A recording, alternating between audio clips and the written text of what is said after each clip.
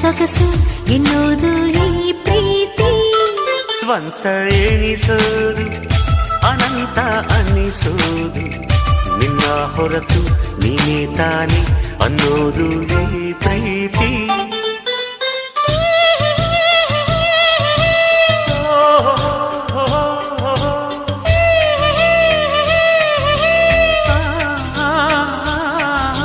ನೆನಪಲು ಕನಸಲು ಉಳಿಯುವ ಚೈತ್ರ ಪ್ರೀತಿ ಕೈಲಿದೆ ತನನನ ಪದ ಪದ ಸೇರಿ ಒಂದು ಪಲ್ಲವಿ, ತುಟಿ ತುಟಿ